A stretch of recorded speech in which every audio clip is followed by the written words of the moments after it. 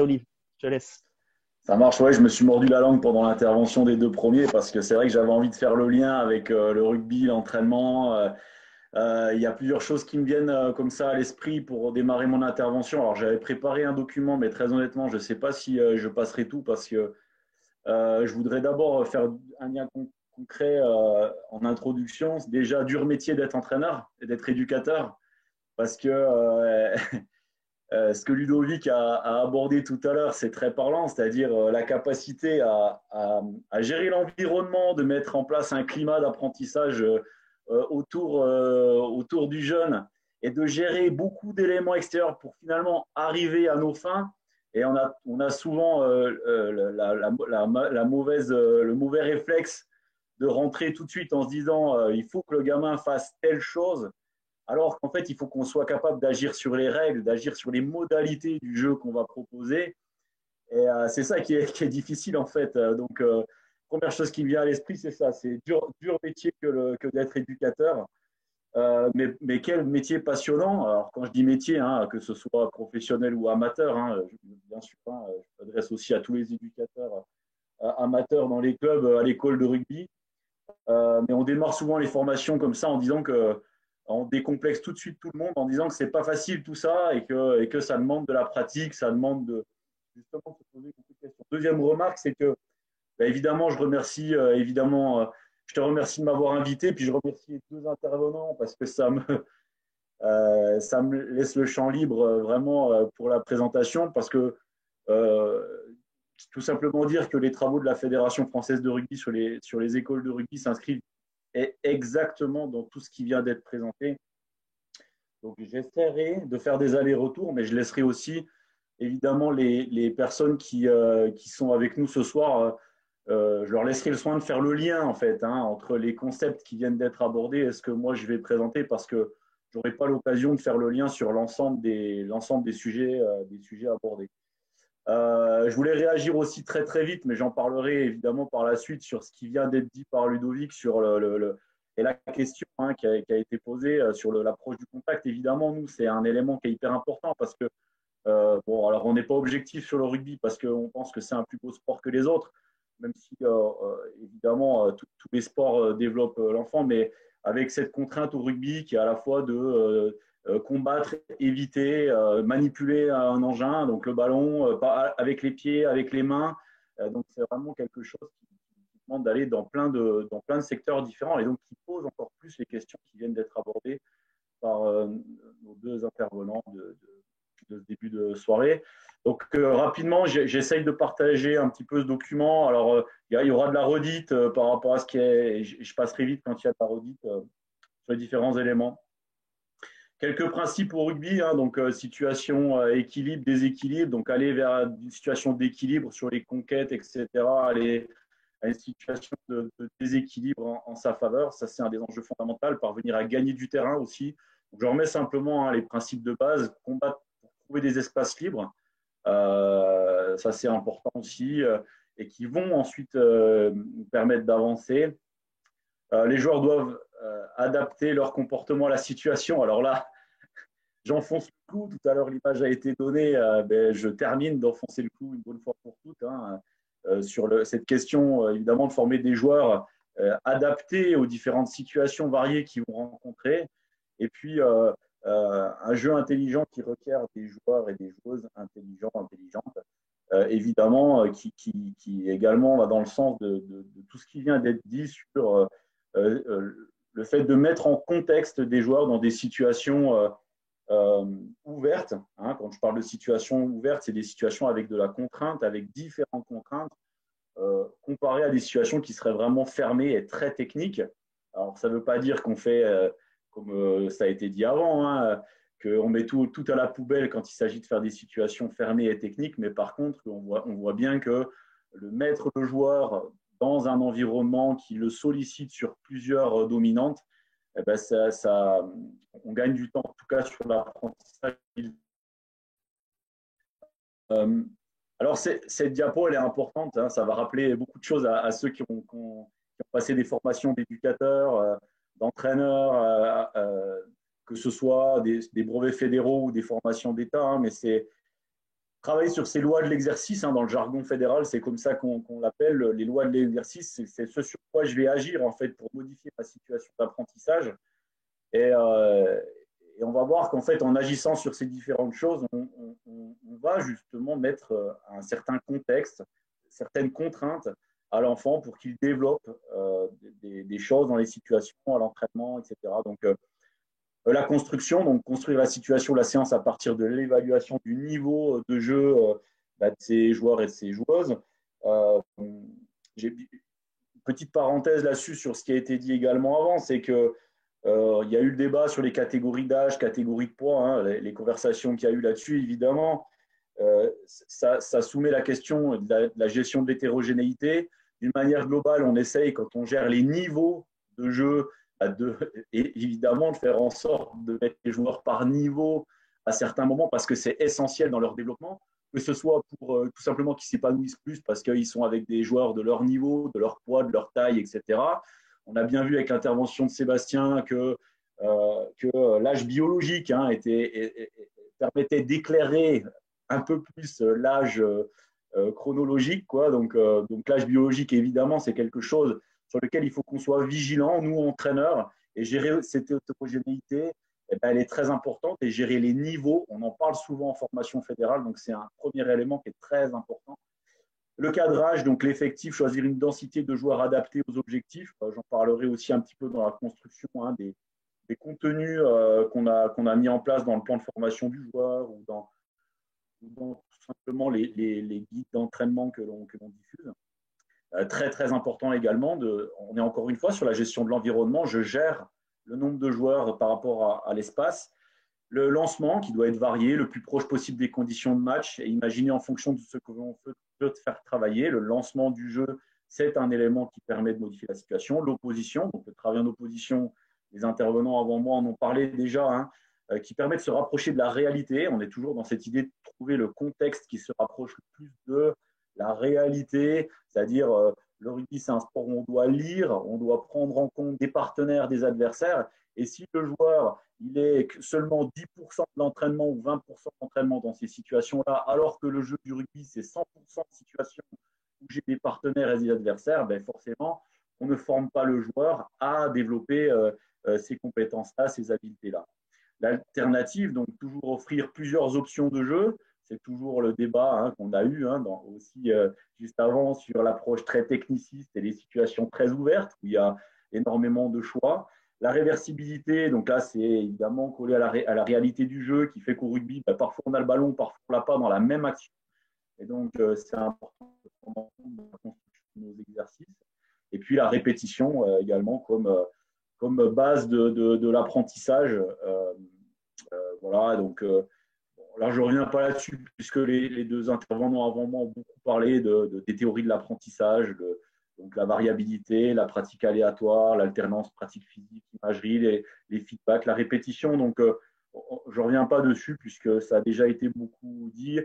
Ça, c'est un petit partage que je voulais vous faire également, un travail qui a été mis en place aussi avec Romain Ladoge, hein, qui travaille donc à la direction technique nationale et qui part d'ailleurs avec le 15 de France, il me semble, sur la tournée, avec ce lien qu'il a fait entre en fait les différentes composantes physiques, les exigences physiques du rugby, et puis justement ces variables, donc puissance, vitesse, avec des situations avec peu de joueurs et beaucoup d'espace, la puissance force avec beaucoup de joueurs finalement et moins d'espace, et puis l'endurance avec des efforts qui peuvent être longs et qui se répètent. Donc ça nous permet de tout simplement ça, de faire le lien encore une fois avec la construction de nos situations d'apprentissage, nos séances, liées à des développements physiques particuliers. Un tout petit point sur le développement à long terme de l'athlète. Alors, ça rejoint aussi et également tout ce qui a été dit avant. Et moi, je voulais surtout insister en fait sur cette image avec les habiletés de base. Alors, ça rejoint aussi la discussion qu'il y a eu sur est-ce qu'il faut pratiquer d'autres sports en plus du rugby, etc. J'allais dire qu'en fait, les réponses qui ont été apportées, c'est vraiment ce qu'on cherche à faire aujourd'hui dans les contenus à l'école de rugby. C'est que le rugby des grands fait par les petits, évidemment, euh, il ne développe pas, disons, idéalement toutes les habiletés. Hein. Ça paraît assez clair. Donc, euh, notre objectif à nous, à l'école de rugby éducateur, c'est d'essayer justement de proposer plein de situations variées, de modifier un petit peu les règles. Hein. C'est ce qu'on appelle l'adaptation didactique de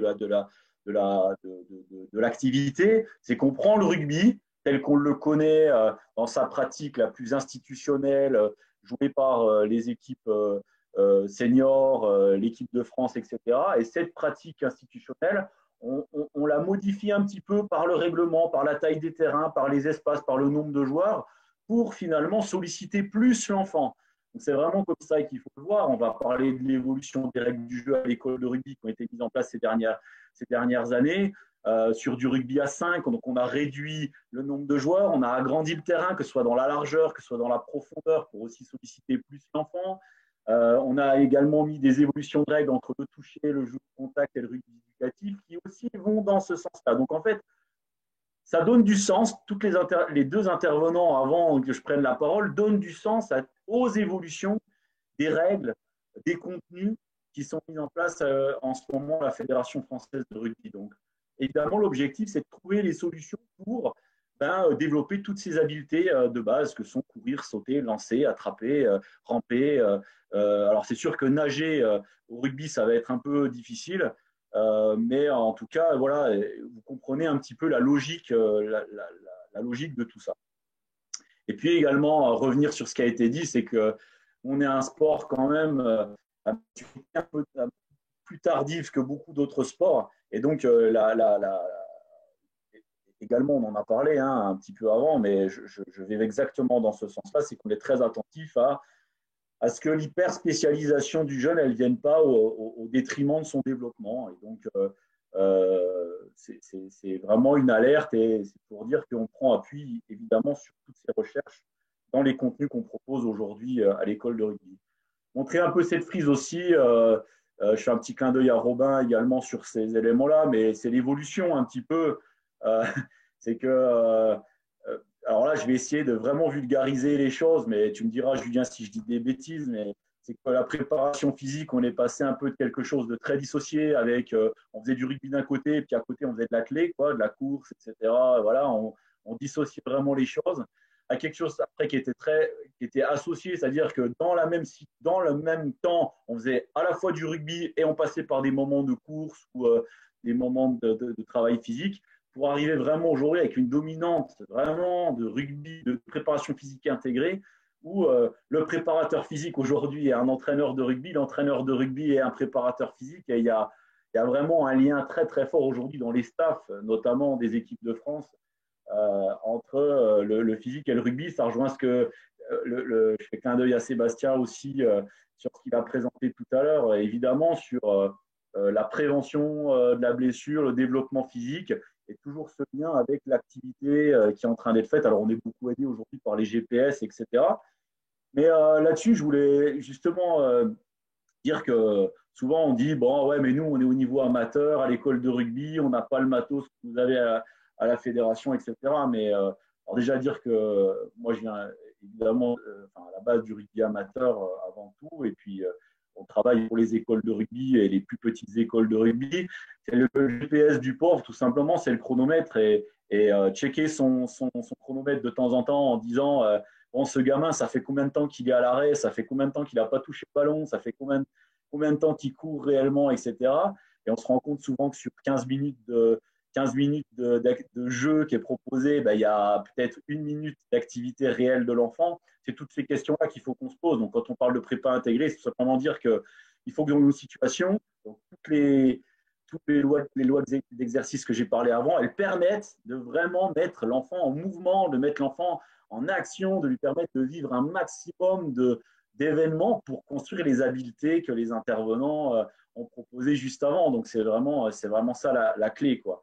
Et puis, dire aussi que le jeu, hein, dans tout ce qui a été dit avant, c'est le jeu qui développe ses habiletés. On a parlé du sens, le fait qu'il fallait que la situation elle ait du sens, mais le sens au sens de motivant, plaisir pour l'enfant, et pas seulement vouloir absolument calquer une image qu'on a dans la tête, nous, entraîneurs, sur l'enfant. Donc, c'est vraiment là-dedans qu'on est à la fédération sur tous les contenus qu'on peut proposer. Je vous propose t'hésites pas à me couper, Julien, quelques éléments sur les dispositifs. Alors, vous avez accès à tout ce que je vous présente là sur la diapo, sur le site de la Fédération française de rugby. Donc, n'hésitez pas à vous y référer avec le livret du jeune joueur, avec toutes les des compétences par année d'âge, etc., avec un guide de l'éducateur qui montre les situations dans lesquelles on va pouvoir évoluer telle compétence. Voilà. Le livret bien joué qui reprend finalement toutes les règles du jeu, mais peut-être qui fait également référence, et là je vais arrêter le partage pour revenir tout de suite, également un clin d'œil aux intervenants sur ce qu'ils nous ont proposé juste avant. Mais voilà, l'évolution, en fait, c'est directement lié aux théories qui ont été présentées par les deux intervenants avant. C'est-à-dire que nous, quand on s'est rendu compte avec les différentes études scientifiques, plus les études mises en place par la cellule performance, représentée par Julien, enfin dirigée par Julien à la fédération, ben, on a tout de suite vu que, par exemple, on a fait une étude sur les moins de 11, on se rendait compte qu'en tournoi, les moins de 11 se dépensaient plus lorsqu'ils étaient en train de faire les cons à côté du terrain que lorsqu'ils étaient en train de jouer sur le terrain. Donc, voilà, donc on a fait évoluer les règles pour une évolution du toucher plus de secondes, le jeu au contact qui finalement évite le ruck, si je peux dire comme ça, et puis ensuite le rugby éducatif avec plus de monde qui se rapproche du rugby des grands. Donc, vous voyez cette évolution qui va exactement dans le sens de tout ce qu'on s'est dit avant.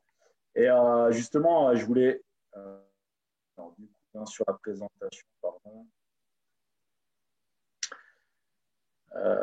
Je voulais vous montrer pour ça une petite vidéo aussi. Ça peut être sympa de partager ça. Hop, je reviens sur la vidéo. Mais c'est un peu. Alors, je ne sais pas si ça sera hyper visible pour vous tous et toutes. C'est vous montrer. Bon, quand on dit le rugby c'était mieux avant, voilà, un peu avant l'évolution des règles.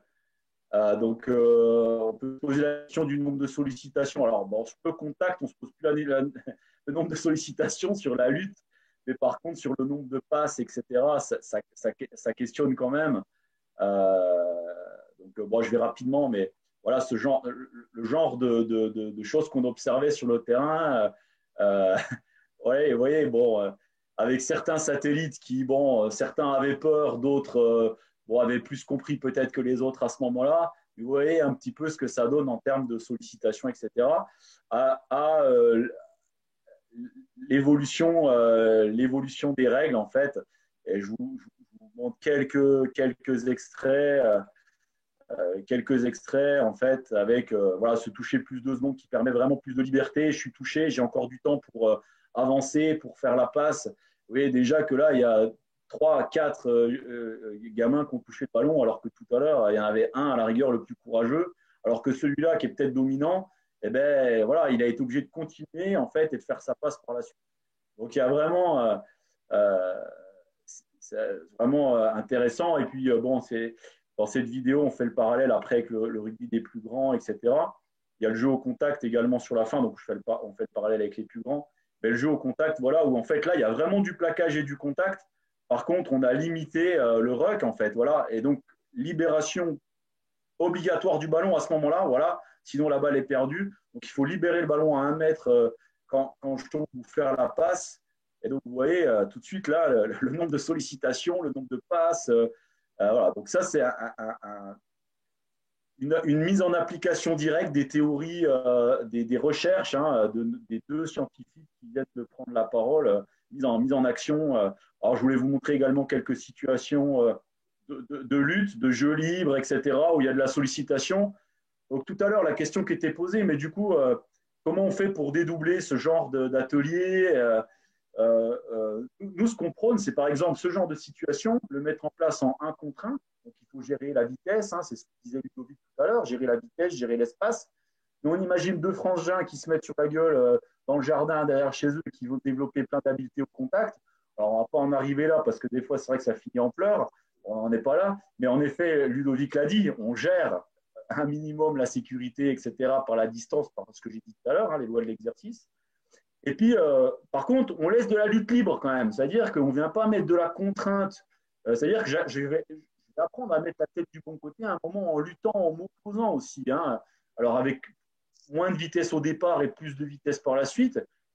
Et puis, certaines situations seront un peu fermées de manière temporaire et très ouvertes par la suite. Mais il ne faut pas hésiter justement à laisser l'enfant aussi seul expérimenter des choses. Et donc, on peut très bien imaginer ce genre de situation en montée-descente avec un éducateur qui gère plusieurs ateliers en même temps. Et puis, celui qui a gagné l'atelier, il monte. Celui qui a perdu l'atelier, il descend. Et les gamins se gèrent comme ça sur les situations très vivantes, très, très luttées, très jouées.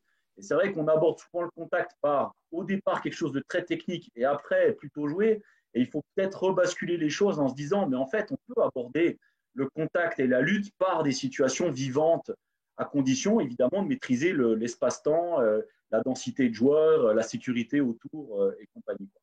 Voilà. Et puis, alors je voulais vous partager plein de choses, mais j'ai un temps restreint.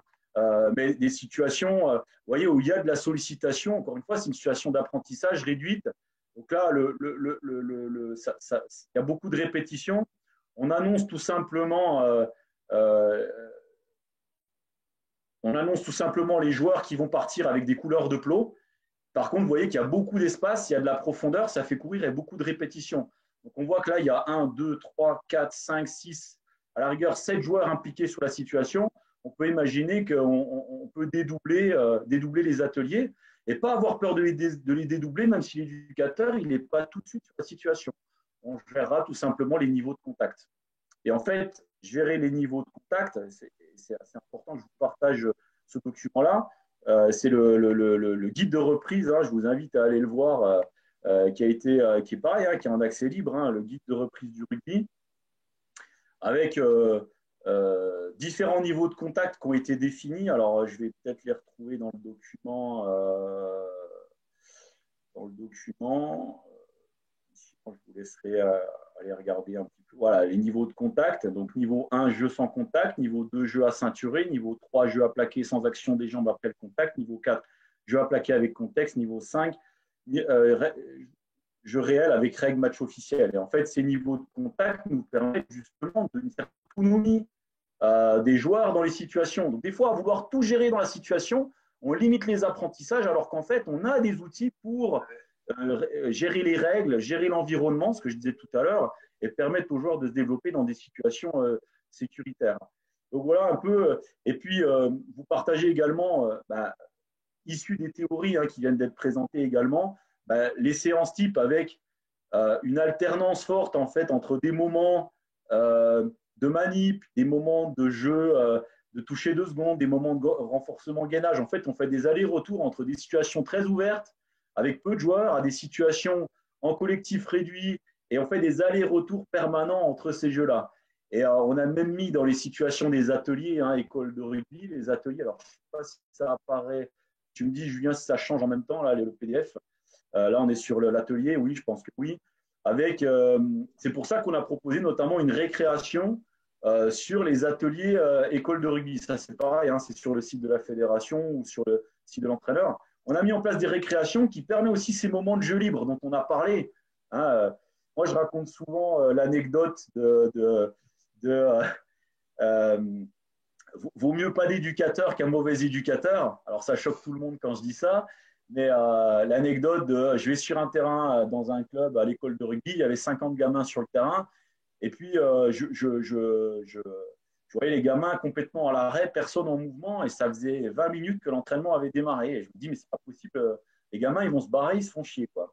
Et donc, on avait discuté avec le responsable sportif du club à l'époque qui avait choisi de mettre en place du jeu libre en début de chaque entraînement. C'est-à-dire que les gamins, ils viennent, ils ont accès au plot, ils ont accès au ballon. Hein.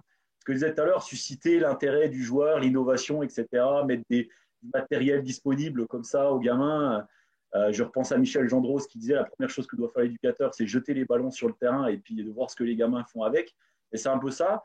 Et puis, en fait, les gamins, ils avaient la responsabilité de s'organiser des petits matchs à toucher avant que les éducateurs ils rentrent en action. Et donc, c'est ce qu'ils avaient mis en place, sauf que l'anecdote, elle se termine pas très, très bien. C'est que J'arrive à l'entraînement cette fois 3-4 mois après. Et donc, tout content, je reviens le même jour, la même heure. Et j'observe que les gamins, ils sont en action de partout. Ça joue dans tous les sens. Pendant ce temps-là, les éducateurs, ils étaient en train d'accueillir les parents. Donc, moi, je disais trop bien. On accueille les parents. En plus, les gamins, ils jouent de partout. En autonomie, mais dans un cadre quand même qui est fixé, etc., avec des plots sécuritaires et compagnie, avec des règles adaptées. Mais sauf que en fait, je tourne le dos pendant 10 minutes, je vais voir un autre éducateur. Et quand je tourne la tête, en fait, plus personne n'était en action, les éducateurs étaient revenus. Et donc, la morale de l'histoire, c'est que des fois, on est des empêcheurs de jouer. Et donc, il faut qu'on soit quand même voilà, très, très vigilant. Et puis, je suis désolé, je suis trop long, je termine sur ça, là, sur cet élément-là. Vous partagez simplement les bons conseils. Hein, voilà, ça n'a pas prétention à dire ce qu'il faut faire, mais les bons conseils, multiplier les sollicitations dans la semaine si on le peut. Alors, je sais, hein, les bénévoles, éducateurs à l'école de rugby, ils ne peuvent pas toujours, mais c'est vrai j'entendais tout à l'heure les intervenants qui disaient il ne faut pas sursolliciter, il faut faire attention à la charge, mais nous, en rugby, on est loin de sursolliciter les gamins.